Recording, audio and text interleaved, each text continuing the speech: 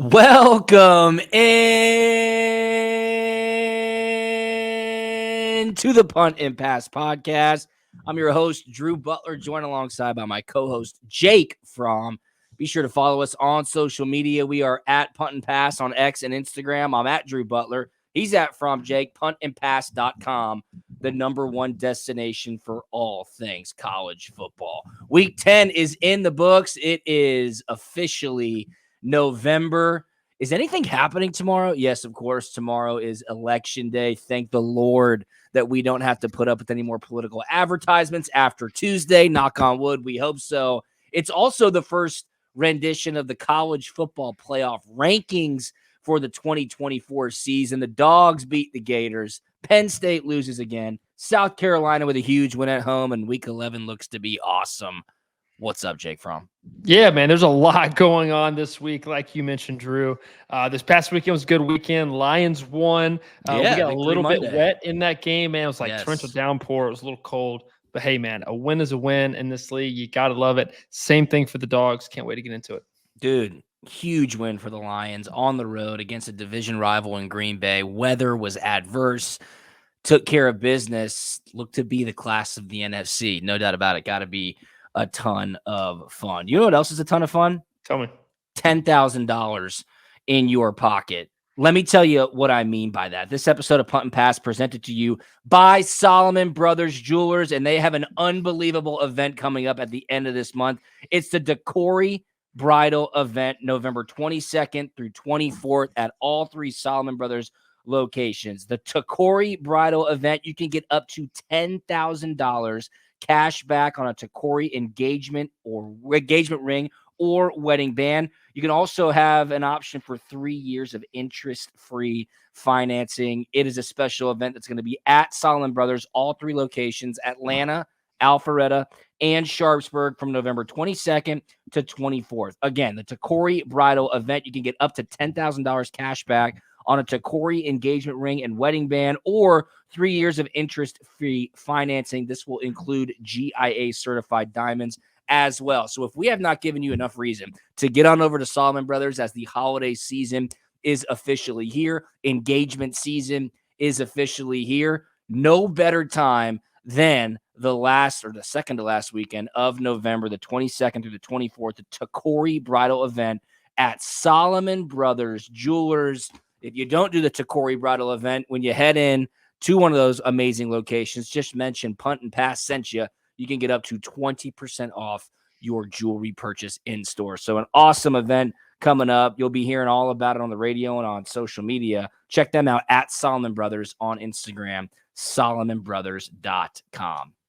Okay, Jake, let's start off with first down here. We'll start with the Georgia game. The second-ranked Georgia Bulldogs beat the Florida Gators in Jacksonville by a score of 34-20. A couple of interesting storylines coming out of the game. If you're a Florida fan, top of mind, you lose your quarterback, DJ Lagway, to a hamstring injury. They bring in a preferred walk-on at quarterback, just throw him to the wolves against Georgia's defense. Not the best situation, as Georgia was keeping the Gators in the game, with Carson Beck continuing to turn the ball over. Jake, 3 interceptions once again for 15. That's back-to-back games with 3 interceptions for Carson Beck. That's his third game with 3 interceptions in the last 5. He's got 11 picks in his last 5 games. Jake Fromm, what the hell is going on? This cannot continue to happen, because that's not a winning recipe for football. No, it's not a winning recipe for football at all. And you know, just clicking on the stat sheet here, I mean, Georgia has 455 total yards to Florida's 228. I mean, it's just on the stat sheet, this game should not have been close at all. But it's just this factor of timely turnovers that just comes back to haunt you, and it just kind of keeps you from just completely taking over a football game. You know, just thought we were more talented, more prepared, and all these different things. But man, a semi-talented Florida team, you just kind of let them hang around, man. You just don't want to be in that dance for very long. And could this game have been a completely different game if DJ Lagway stays in that football game? I have no idea. Yeah. You know, I mean, we could play this scenario all day long, but he wasn't. A win is a win. I'm Oh, going to yeah. equate this to the NFL, man. It doesn't matter how you win, man. A Never stat apologize. in the W column is all that we want. That is the goal. And on the optimistic side, Oh, okay. Here we go. Spin it for me, please, somehow. on the optimistic side, okay. Carson has thrown, I don't know, 6 picks in the last 2 games or whatever it is. He's thrown a lot of interceptions over these past couple games. 11 interceptions in the last 5 games. And they're still finding a way I know. to win football games. It's remarkable is what it is. It's absolutely remarkable that Georgia is turning the ball over at the rate that they are against the teams that they are going against. On the road against Texas, who is the number 1 team in the nation. At a neutral site against Florida, who's your bitter rival. Play the clip, man. Last Thursday, I said the only thing Georgia can't do is turn the ball over early and give Florida reason to want to hang around the game and allow those fans wearing the orange and blue reasons to cheer loud because momentum swings very forcefully down at Everbank Stadium, as Jake and I have told you, having been a part of those games. Here's the disturbing thing. Jake, you said it. They're still finding ways to win games. Carson Beck is the first SEC quarterback in 20-plus years to throw 3 interceptions in consecutive games and win them both. 11 interceptions in the last 5 games. 5 of those 11 interceptions, Jake Fromm, happening on first down. You are gift wrapping field position. You are gift wrapping time of possession. You are gift wrapping lesser than teams like a Florida the opportunity to hang around. You cannot turn the ball over 3 times a game and just expect to keep on winning. So my bigger question is what next? I think what's really telling is if you go back, Jake, and you watch that first 15 scripted plays, the offensive staff and Mike Bobo in particular are doing everything they can to get Carson Beck comfortable within the game early. Short to intermediate passes, intended checkdowns, screen game, having him just feel completions early on to then allow him to have the confidence to chuck it deep. Some of those throws, Jake, I am not a quarterback. Some of those throws were perplexing, to say the least. If not triple covered, quintuple covered. Kirby Smart would say that doesn't even make sense, but you're watching it, and there are 3 to 4 Florida guys fighting over a chance at an interception. Yeah, one of them, what we would call in the QB room, kind of after, watching the tapes, like, hey, man, you threw that into a defensive team meeting. That's what we would say about Yes. one of those. Yes. But I think he's just kind of getting to where, hey, he knows he's capable, but he's trying to do too much kind of right now, and they're not exactly where they want to be offensively. They can feel it. They're touching it at times, but it's not a well-oiled machine yet. And he's trying to force it into something it's not really at the moment. And that's where we get into trying force balls into double coverage or trying to do too much on a scramble. But man, sometimes you just got to play the play that you're played. You got to play the hand that you're dealt. If it calls for a shot, great. If it calls for a throwaway, great. Hey, sometimes, believe it or not, I can't believe I'm saying this, sometimes a sack isn't a bad play. Yeah. Yes. You just want to end every drive, especially on first down, dude. Especially on first down. The goal on offense is to end every drive with a kick, whether that's a PAT, whether that's a punt. Yeah. And that's it, right? Yeah, I mean, you always what I always had heard in a saying that we always used to say is make sure the drive ends with a kick, a punt, a PAT, or a field goal, right? There we go. Essentially, I knew there was 3. Turn the ball over. Don't turn the ball over. Make sure the drive ends with a foot touching leather. Let's punt it away and play field position.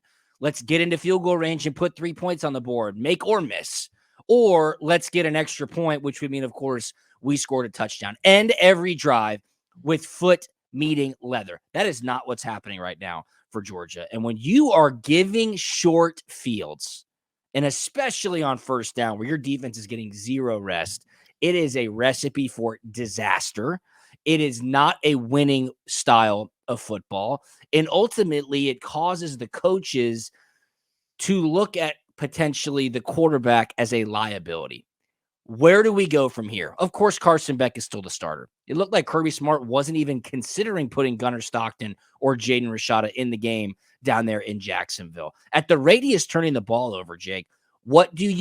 Do you let him throw his way out of it? I think maybe some of his mannerisms in the post-game press conferences are rubbing fans the wrong way, lackadaisical, careless, not really giving much about turning the ball over at the rate he is. But look, Carson is answering it as a starting quarterback. He knows as well as anybody he cannot keep turning the ball over at the rate he is. My question to you, Jake, is what next? Where do you go from here? That's a great question. I don't see Carson getting benched anytime soon in the near future. Especially, I think it comes down to of what the feeling in the locker room is. If the locker room hasn't lost confidence in him, then there's no reason to go a different direction. Now, if there's this big revelation in the locker room, and they're saying, "Hey, we're tired of doing this," and we think that is a completely different situation. But I haven't heard that. I don't think you've heard that, and nobody is hearing that happening. So that's a completely different situation. I think it kind of comes down to what can Mike Bobo dial up and put it into a game plan I laugh when you say that, because regardless of what he dials up, surely there's never an intention or a play call is never called for you to just throw it into the defensive team, like you said. I mean, that's where you're like, what the hell's going on? No, but just like I texted you watching the game, I mean, watching the first couple drives, it is screen left, screen right, screen left, screen right, pop pass, screen left, screen right. I mean, seriously, this is like completion after completion after completion. But the entire intent is to get this guy to settle down into a game, so he feels comfortable of making these big time throws on third down, pushing or in a 2 minute in a situation when we need it. So, I mean, you can clearly see that's the intent. How can they continue to do that? I don't know. I don't know how you continue to do it even more than you're already doing it, because it is just so blatant obvious to me watching it on Saturday. Yeah, man. I mean, look, when you go down to Jacksonville and you play the Georgia-Florida game, throw everything out. Throw the rankings out, throw the rosters out, throw the records out.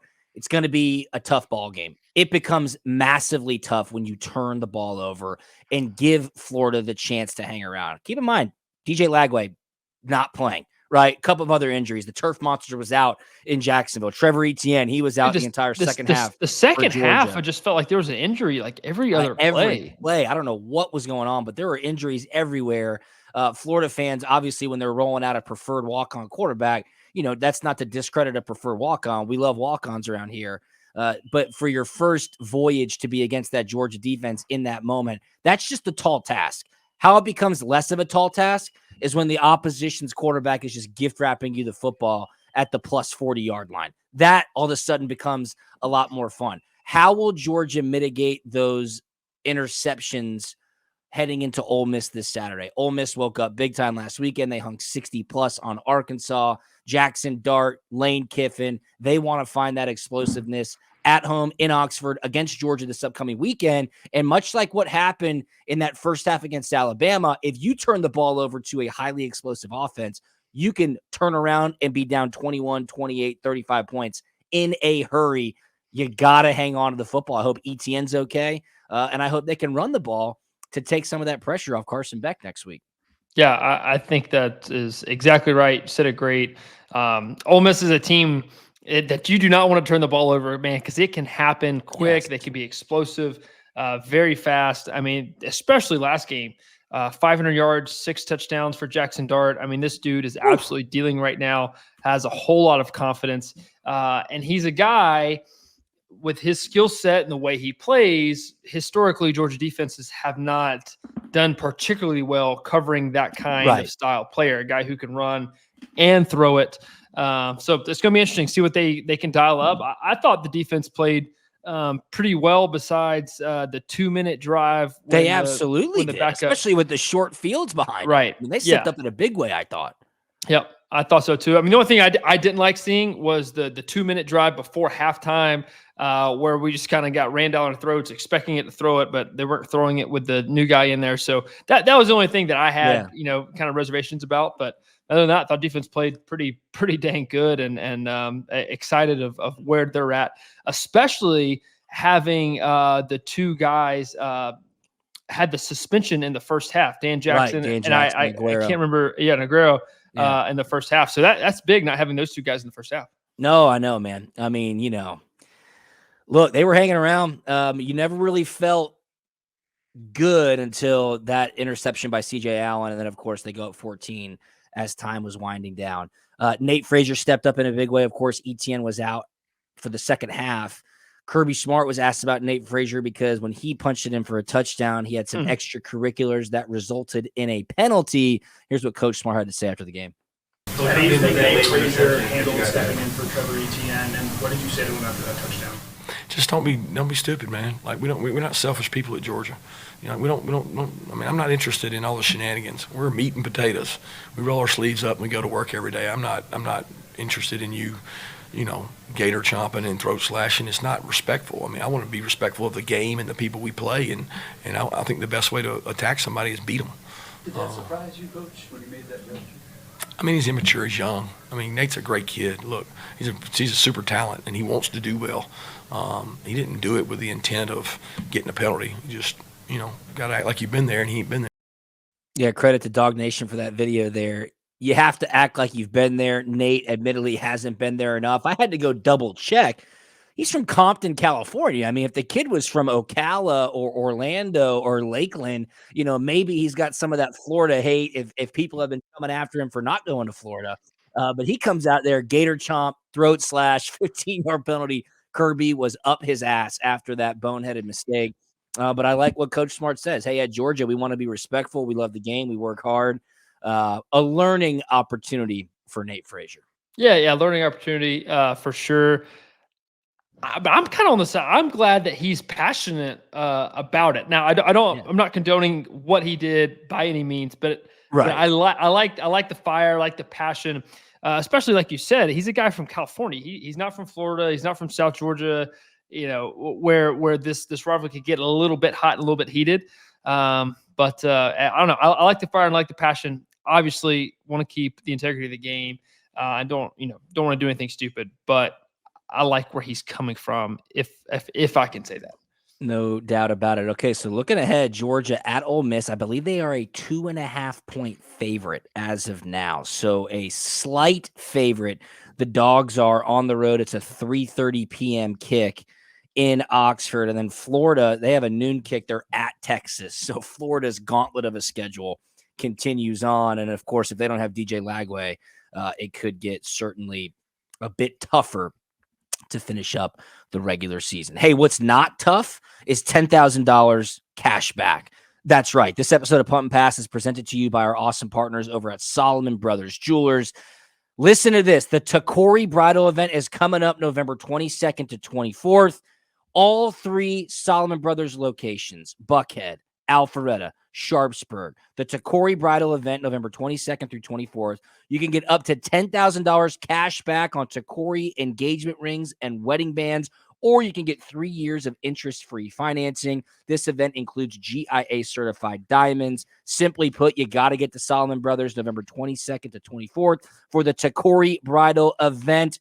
When you're in there, mention Punt and Pass sent you as well. If you go outside of the bridal event, all three locations, you can get up to 20% off your jewelry's purchase in store when you mention Punt and Pass. Check them out at Solomon Brothers on Instagram, solomonbrothers.com.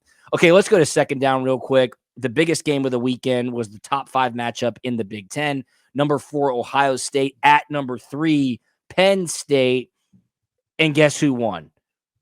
Of course, Penn State did not win. They never win a big-time game. Ohio State comes out on top 20-13, a big win for the Buckeyes, who already had a conference loss. Penn State falls to 4-1 in the Big Ten, 7-1 overall. James Franklin, continuing to take a ton of heat because his record against Ohio State is abysmal. His record against top 10 teams, Jake, is abysmal. Penn State wins the games they're supposed to, cannot get over the hump in the big-time matchups that will allow this program to take the next step. Here is what James Franklin had to say with the fallout continuing after he had another loss to a top-ranked Ohio State team. There's nobody that's more disappointed than the guys in our locker room and the guys on our staff. We also understand what the expectations are and what the standards are, and we embrace those things. When you kind of look back at the game, for opportunities for growth, some things that we got to get fixed is we got to be more disciplined. We're giving too many yards away, or extending drives, or creating field position, and the margin of error and with teams like that is too small. So we got to get those things cleaned up. It's concerning when it happens on back-to-back weeks. So we got to get that cleaned up and addressed. Okay, I will say I do like he got into a shouting match with a fan as he was walking into the tunnel after the game. Asked that fan what his name was. Hey, if you're so tough, tell me who you are. After the game, Jake, he took tons, if not all, of the responsibility. He put his hand up. He said, we have to be better. I have not gotten Penn State to the level we need to get to in order to win these types of games. It's my fault. The blame lies with me. Penn State was up 10-0 on Saturday. Of course, they lost the game 20-13. James Franklin falls to 1-10 against Ohio State, including 8 straight losses. He is 3-18 against Associated Press top 10 teams. Of course, 0 trips to the college football playoff. But, man, big win for Ohio State. Tough loss for Penn State. Yeah, tough loss, man. Like, you just wonder, could this game have been any different if they had like a night home game with a little bit different atmosphere? Yep. I don't know. One thing that I noticed watching that press conference, and it was just a short clip, but I hate to say this, but it just seemed kind of rehearsed, contrived. Like he had been there before. Yeah, well, shit, you think? Well, that's the only way he knows how to be. Well, that's what I'm saying, just because this is just seemed like it'd come up over and over again, like you said. Oh, we got to go do losses. this one again. Yeah. I gotta do this again. I want to see some raw emotion, like it means something to you, like you care. I'm not saying he doesn't, but it just seemed a little rehearsed, and I don't know. I sooner or later we have to win one of these big time games, and then on the flip side, I will say, Georgia got lucky and went from a 10-2 team under Mark Richt. Yes. And then got over the hump. There have been plenty of other examples, Florida with Dan Mullen, Auburn with Gus Malzahn, of teams having those 9-3, 10-2, maybe 11-1 seasons and firing their coach, say, hey, we got to find somebody, and then just going down the tank, and they're in rebuild mode. So the grass ain't always greener on the other side. Penn State will find a way, I think, to get into the dance this year and give themselves a shot. How they can fight and move on and advance, I don't think they have a chance to win the thing, but can they win one of these games? I don't know. We'll have to see and who they get in the draw, but it just seems like this is coming up over and over again. Yeah, Penn State's remaining schedule looks relatively friendly. Home versus Washington, at Purdue, at Minnesota. Minnesota's been resurgent as of late, and then wrapping things up with a home game against Maryland. You mentioned the parallels to Georgia when Coach Richt was there. On a national level, that has been the parallel that a lot of people are drawing to James Franklin and his current tenure at Penn State. This is his 10th season. He's been there since 2014. He's done everything except get over the hump. So what is next? Do you trust a guy like James Franklin, who has not proven the ability to get over the hump at Penn State, to say, we're going to continue to ride with you, figure it out? It's a new day and age of college football. Odds are Penn State probably has still a pretty good chance to make it into the 12-team playoff. That will be big for them. If they win out, they'll have a good chance to host one of those playoff games if maybe a couple of things fall their way. But what Penn State fans are saying, and what some of the national media or Big Ten media are saying, where do you go? Say you do fire James Franklin. Is there a quote-unquote Kirby Smart waiting in the wings who could go to Penn State and just elevate them immediately into a true title contender? Georgia's timing was, by all intents and purposes, pretty perfect, right?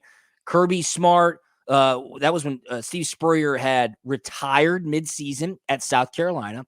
Georgia was middling, 9-10 wins, not threatening for SEC or national championships. There was some headwinds around, hey, if Georgia doesn't make a change now and Kirby Smart's available, he's the defensive coordinator, Bama just won a national championship, seems like South Carolina might circle the wagons and throw the bank at Kirby Smart.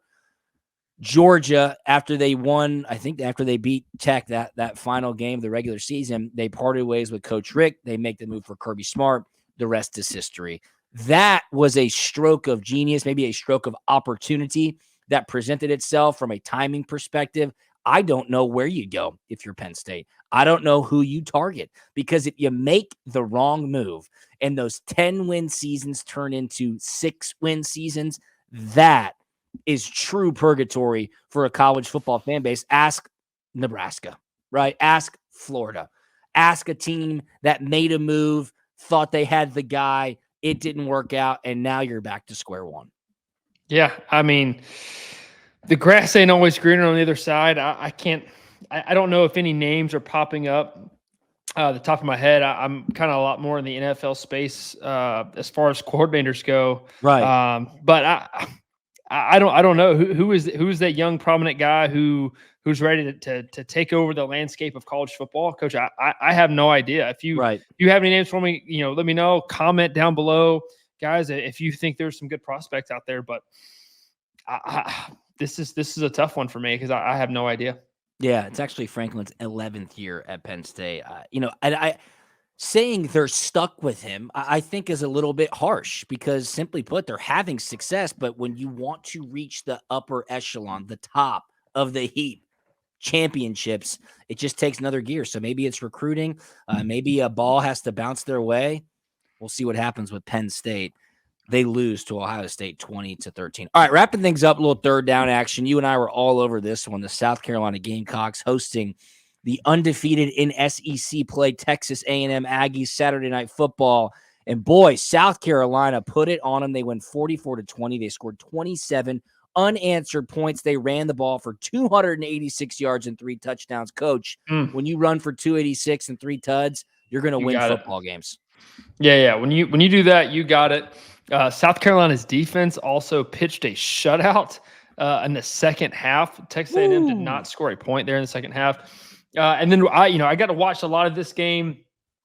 I mean, this was a good dang football game to watch. Yeah, it was. Marcel Reed kind of surprised me a little bit as a thrower. Man, looked like he was doing some good things, using his feet as well. But man, just South Carolina's defense, they just got a good thing going with their edge guys. They're resilient, playing some good ball, and it just always seems like Shane Beamer gets the signature timely win. Yep.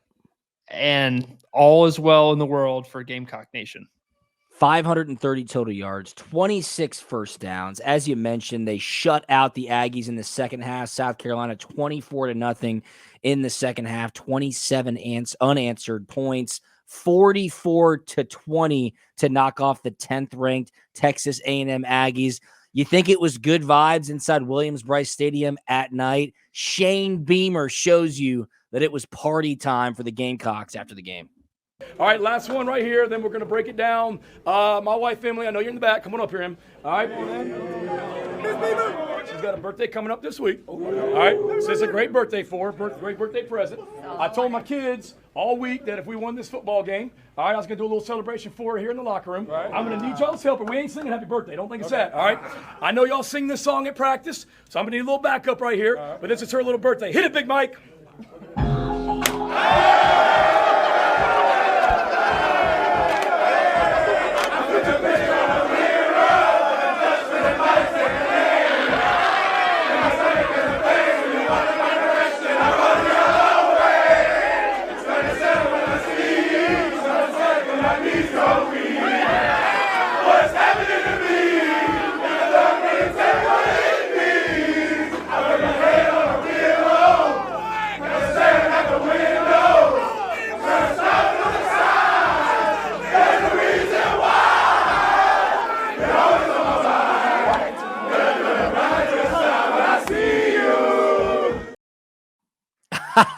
Well, first things first, I have no idea what song that is. But Jake, those are the best times, man. Those post-game locker room sellies with the boys and the coaches are getting going and the music's playing.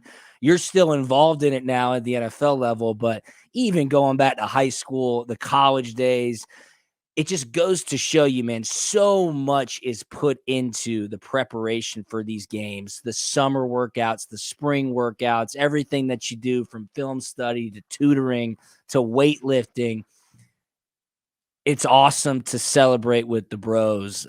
Cool for Shane Beamer to get his wife, whose birthday was, involved in the festivities as well. Do you know what song that was? I have no idea what song that was. But I will say there's nothing like it. Like you said, all the work and preparation that goes into it to finally see it pay off, get a big win. That time, with the boys, with the coaches, with the select few who get to be in the locker room in those situations, man, there's nothing like it. That's awesome. And that is just some good, wholesome content, right? Yes. That's the stuff we want to see. That's awesome. Shout out the Beam team on that. That is so cool. And hopefully that was a good birthday present. Yeah, looked to be a good birthday present. So South Carolina moves to 5-3, 3-3 in the conference. Look, they got to go to Vanderbilt now. A tough place to play. So that's going to be a great game. It just beat Auburn. Saturday. I mean, I know. 4:15 p.m. at Vanderbilt. South Carolina at Vandy. And then look, we got some pretty good games this weekend too, Coach. Second-ranked Georgia at 16th-ranked Ole Miss. That's your 3:30 game. I mentioned Florida's at number 5 Texas at noon. The night game, it's a doozy. It's where College Game Day is. 11th-ranked Alabama at 14th-ranked LSU. That's your 7:30 p.m. ABC game, Fowler and Herb Street. It's a knockout game. I mean, that is a knockout game, which will be awesome as far as what it pertains for the college football playoff. But man, I can't believe after this week, 4 games left in the regular season. Yeah, that's crazy. It's kind of, to me, it's kind of coming down to the wire here for college football. And then our season's really just getting started. We're at the halfway mark, 8 games in. And, really teams are kind of just getting going and about to take on their stride. So you don't want to peak too early, but just a thought. I don't want to get ahead of myself here, but could you imagine a college football expanded playoff from 4 to 12 teams and Alabama doesn't get in? I know, dude. I know. That would be crazy. I mean, look, both teams coming off a bye week. Of course, LSU lost to Texas A&M, so they're kind of, stewing in their own, getting ready for this game. Alabama with 2 losses as well. They're coming off that loss to Tennessee. So a big, big matchup on the Bayou. We'll, of course, break it all down on Thursday's episode. Georgia going to Oxford. That all of a sudden has become a huge game, just with more question marks and, quite frankly, vulnerabilities with the turnover situation with the Georgia Bulldogs right now. But, hey, man, look, I thought that it might lessen the importance of the regular season, the 12-team playoff, but so far I have been proven wrong. Yeah, I agree with that, too. I thought, it maybe not be that important till the very end, but man, there's a lot of teams that are kind of sitting with that 8-0 record, this and one. We got to talk about BYU and Indiana. Dude, Indiana. Yeah. My man Danny Cannell actually put up a really good video over the weekend. He said, make no mistake about it. And he's been big in years past, of course, what happened to Florida State a year ago, about the national media creating narratives to serve purpose for specific teams, right? Exactly what happened to Florida State a year ago. Undefeated, injuries crept up. The national media creates a narrative that says they shouldn't be in the college football playoff, and they're left out. First time ever, a Power 5 undefeated conference champion was not in the playoff. And he said, beware of the term power ratings. Power ratings are like a Vegas-style poll where it takes into account preseason expectations. It takes into account blue blood name recognition. And what Danny Cannell was saying is that, simply put, if Indiana's resume was held by Ohio State or Michigan or Penn State, Ohio State, Michigan, or Penn State would be number 1 or number 2 of the nation. Like, full stop, forget about it. If you just took those performances that Indiana has put out there, and put a different name on it. undefeated, have not won a game by less than 2 touchdowns. They are smoking people. If you put that resume under Ohio State, Michigan, or Penn State, that team is number 1 or number 2 in the nation. So Cannell is saying, beware of the term power ratings. Do not listen to them. Push back on them, because teams like a BYU, like an Iowa State, even though they lost this past week, or like in Indiana, are not getting the credit they deserve for the actual performances they're putting on the field. I will be very, very excited to see how that is received tomorrow night on the first ever college football playoff release show. Yeah, I can't wait to see how it kind of all boils down. And then we talked a lot about the ACC and conference scenarios of all these losses. Well, the ACC one, that's not an issue anymore. Both Clemson and Pittsburgh lost. So that's Miami's conference to win. Miami. Say, Clemson, a 2-loss team, and they beat Miami in the conference championship. Well, now both those teams are in, and somebody else, maybe a BYU or a Boise State, who's at number 12 now, maybe they get kicked out. So that's right. We can get way ahead of ourselves. There's a lot to unpack and a lot of things to shake out happen, but I think this is going to be even kind of crazier than you think. Yes, I would agree with that as well. And heads up, possibly tomorrow night, I will confirm with our super producer, Spencer. I might jump on and give you a quick little 10, 15-minute reaction of the initial college football rankings. So update wherever you get your podcast, Spotify, Apple, wherever. Refresh it tomorrow night around 9 p.m. Maybe we got a little nugget in there for you from Punt and Pass. What else do we have for you? Well, we got the Takori Bridal event at Solomon Brothers Jewelers coming up November 22nd through the 24th. It's a special one. This episode of Punt and Pass presented to you by our awesome partners over at Solomon Brothers Jewelers.